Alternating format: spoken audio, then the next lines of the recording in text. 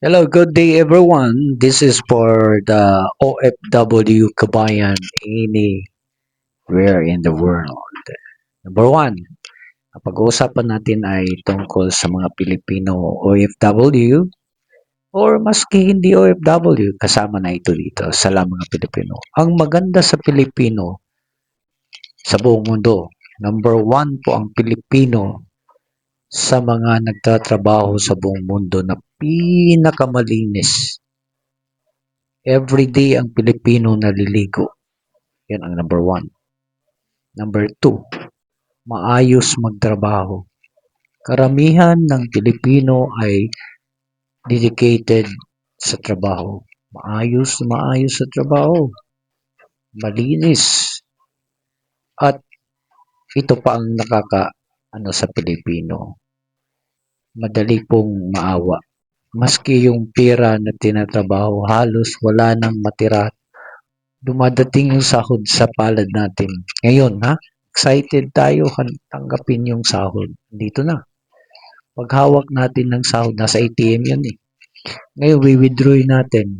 Tapos ipapadala natin sa GCash, ipapadala natin sa Palawan, sa Imblolier, sa Cebuana. Pero hindi alam ng pamilya natin, araw-araw ginawa ng Diyos masakit sa noo.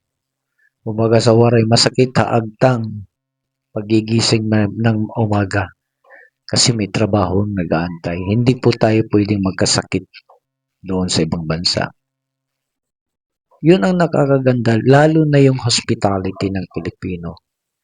Number one, Filipino hospitality. Alam mo yung hospitality maski dito sa Pilipinas.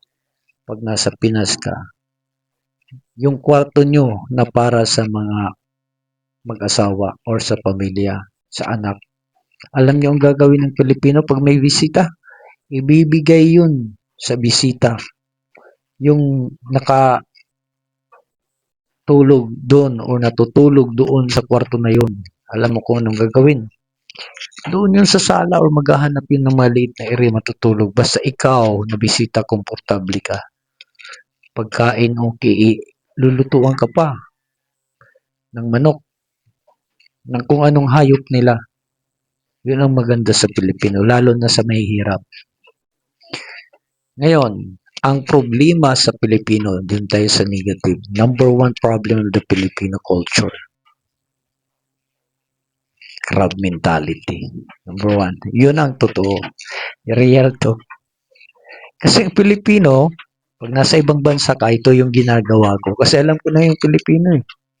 Supervisor ako nila, OIC ko nila, alam ko yun. Lahat po ng kasama ko, hindi ko yun sila friend sa Facebook. Hindi ko sila friend or hindi sila nakakontak sa number ko. Nakakontak sila sa akin sa Viber para sa work.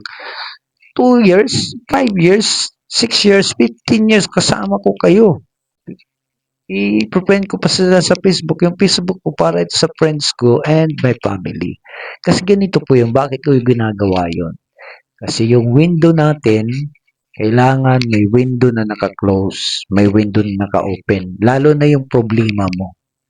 Ang problema natin hindi pwede ipasa o ikwento sa ibang Pilipino. Kasi pagdating ng araw, sa Paul, nangutang yan sa'yo.